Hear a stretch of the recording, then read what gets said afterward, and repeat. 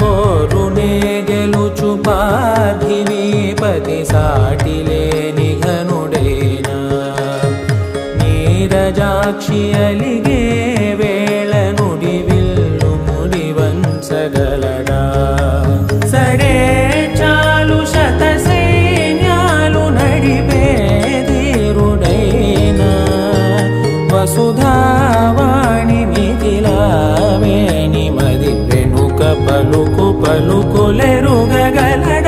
నీలి మేఘములలో ధరణీ తేజం నయనాంతరంగములలో వననీనాదం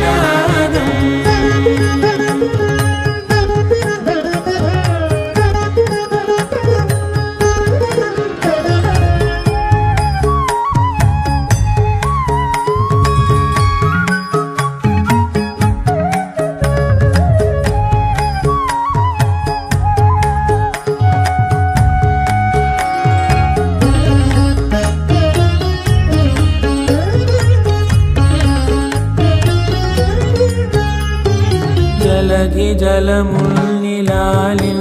మేఘమే వాన చినుకు మార్గమును లిఖించదే జీలకర్ర బెల్లం పెట్టేటప్పుడు ఆ చదివే మంత్రానికి ఉన్న అర్థం మీలో ఎవరికైనా తెలుసా? నేను చెప్తాను, వినండి. ధ్రువంతే రాజా వరుణో ధ్రువం దేవో బృహస్పతి ధ్రువంత ఇంద్ర ఇష్టాజ్ఞ ఇచ్చ రాష్ట్రంధారయదాం ధ్రువం. దీనికి అర్థం నీ కళ్ళలోకి చూస్తూ నీ తలపై ఒట్టేసి చెబుతున్నా, అష్టదిక్పాలకుల సాక్షిగా పంచభూతాల సాక్షిగా జన్మ జన్మలకు నీ తోడు ఉంటానని ప్రమాణం చేసి చెబుతున్నా.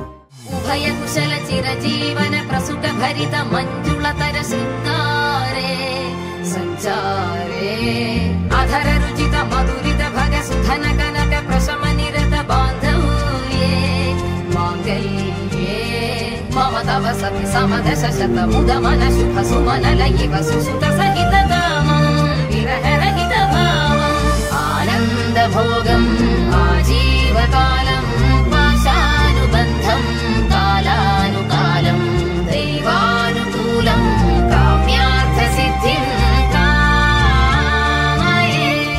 చక్కందాల చుక్క కుదిరింది పెళ్ళించక్క రెక్కల గుర్రం రాజు తరలొచ్చే వేగంగా కుచ్చల చెండు పూలు గుచ్చెత్తి కుమ్మందాలు హరిపచ్చల బంగారాలు సిరిమువ్వల సందళ్ళు అరచేతుల గోరింటాకు బుగ్గల్లో ఎరుపెక్కింది ఆ సిగ్గుల పేరే మందారమా అరిటాకుల విస్తళ్ళన్నీ అది తుల్లి రమ్మన్నాయి ఆ కమ్మని పిలిపి ఆహ్వానమా సంతోషమే సంగీతమై కళ్యాణమే